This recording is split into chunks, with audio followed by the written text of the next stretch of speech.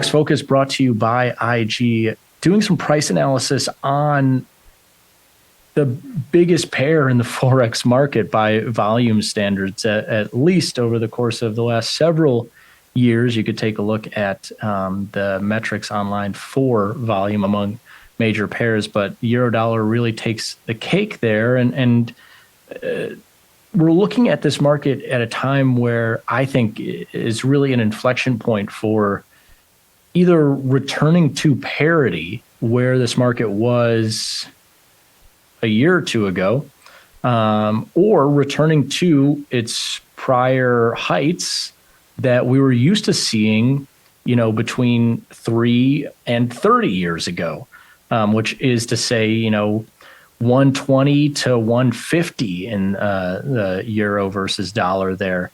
But closer to parity right now, and parity has been out of those two historical extremes, more in play than the upside.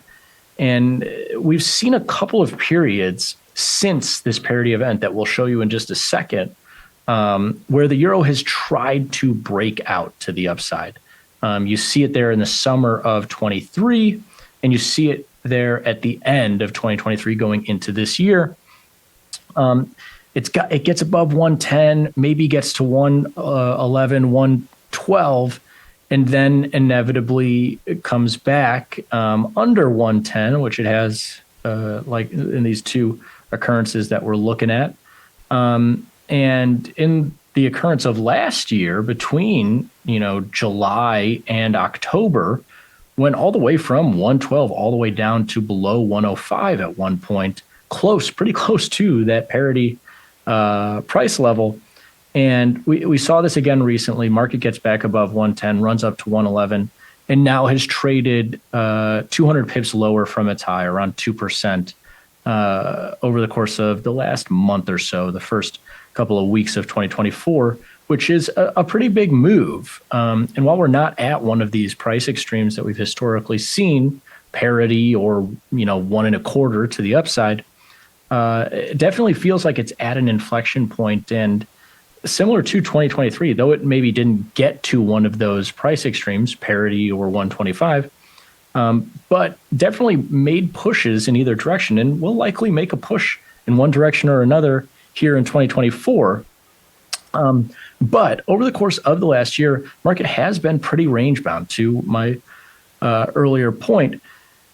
Not necessarily get into parity or 125, but really only get into 105 or 112 to the upside. And this has been, nice for those contrarian swing traders or those trend followers who are able to, see it break out from the average around, 108 to 110. They see it break one way or another. It breaks above 110. Maybe they ride it to 111 or 112, or it breaks below 108 and they try to ride it lower. It really can be great for a lot of active traders that are able to trade that range. Now, who it's not great for is a more passive trader who's looking for one big move in one direction, because we haven't, like I say, gotten that parity print since 2022, and we haven't gotten that 120 and above print, which is where this market spent a lot of its pre-pandemic trading.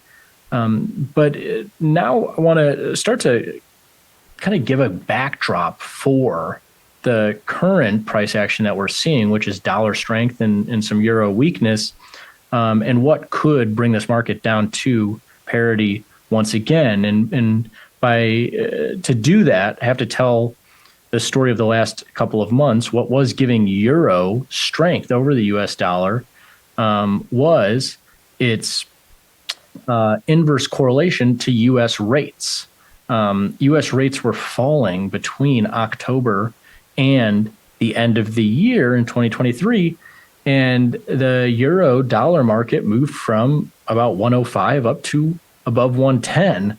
And that was in the same time that US rates fell from their highs, depending on what part of the yield curve you were looking at, anywhere from 4.5% to 5.5%, pretty much the entire yield curve moved lower by about 50 to 100 basis points.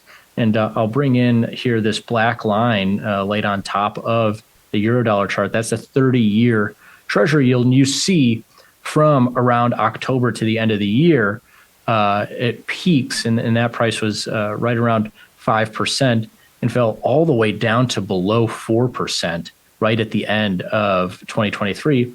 It has since rebounded here to start the year about 30 to 40 basis points. And most of the treasury yield curve durations, everything from, a 1-month treasury bill all the way out to the 30-year treasury bond, has increased in yield over the course of the first 3 weeks of the year here. And that's correlated with downside in this euro market, upside in the US dollar once again.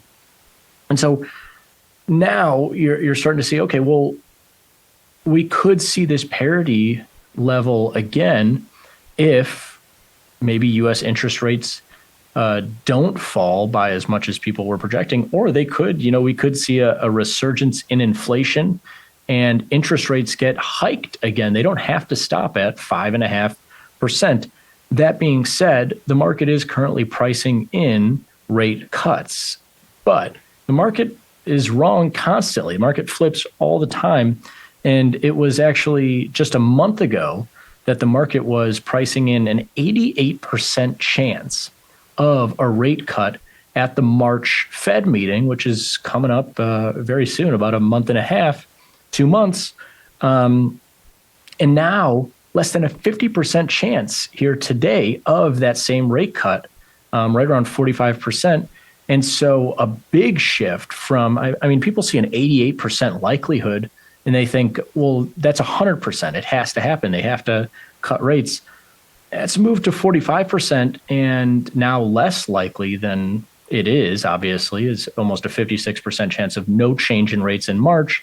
And that same thing could happen for the next meeting and the next meeting. And if inflation in the US, for example, rises again to 4, 5, 6%, then the Fed could easily flip. They haven't cut rates. They've talked about the potential to cut rates. They haven't cut rates, and they don't have to do what the market is priced in. And on the other side of the ocean here, you have the euro area, and some of the strength that you saw in euro at the end of last year came right after the ECB's December meeting. ECB is the European Central Bank, the equivalent of our Fed. And they said that they would make rates, set them at sufficiently restrictive levels for as long as necessary. And this was at the same time that the Fed was entertaining the idea, or starting to entertain the idea, of interest rate cuts. The same December meeting for the Fed, they said, yes, we're keeping rates unchanged at these high levels, but we are thinking about cutting rates if inflation continues lower. And it's funny because the ECB essentially says the same thing, right? They're saying we want the 2% inflation target, and we'll keep rates high for as long as we need to until they get to 2%. Well, between that December meeting and now, euro inflation has actually come in with 2 prints below 3%. So not the 2% target, but we got a 2.4% and a 2.9%, both below 3%. And the US actually has not printed inflation at a lower than 3% level over the course of the last year. And so maybe the ECB, the euro area, looking to cut rates before the US. Again, any of these central banks can do whatever they want. This doesn't have to be indicative of a rate cut. But if they're monitoring inflation for when to cut, the euro area inflation is getting pretty close to 2%. And why is this meaningful? Why are we talking about interest rates and inflation and everything else here? Well, keep in mind that when we saw parity for the eurodollar market the first time, and it was, I think, 20 years that we had seen that $1 to €1 price point, the difference between US rates and euro area rates was about 2%. You see, at the time, U.S. rates were the range of 3 to 3.25%, and the equivalent in the euro area was 1.25%, and that's from the historical rates from the Federal Reserve and European Central Bank. And so a difference of around 2%. Right now, U.S. rates are at around 5.25%, and euro area rates are in the mid fours. So around a difference of about 1 percentage point, not the 2 percentage points of the past. And forex demand a lot of times is driven by relative interest rates. If one place has higher interest rates than the other, theoretically, people might demand that currency with the higher interest rate to earn the higher yield. And now, since you're getting around a mid 4% in the euro area and a low to mid 5% in the US, not as wide of a gap. But if the euro area were to cut before and faster than the US, then you might see that divergence again out to 1 or 2%. And that's when we might see that parity come into play. Now, if the difference gets squashed and the US cuts rates before the EU, then you might see the euro climb back to 120, 1.25, its previous heights. The market right now, futures options for the euro, given to us from the CME Group's 6E futures options for the September 6th expiration, saying at about a 6% chance of parity by September. So pretty low, essentially a 2 standard deviation move. But keep in mind that a few years ago, the odds of hitting parity would have likely been that low or even lower before it happened. So again, theme of today's show, the odds and the markets are constantly shifting, as we've seen with U.S. interest rate cuts recently. But we'll continue to monitor both the U.S. and euro area inflation and interest rates to see who might have the stronger currency and if parity will come back into play.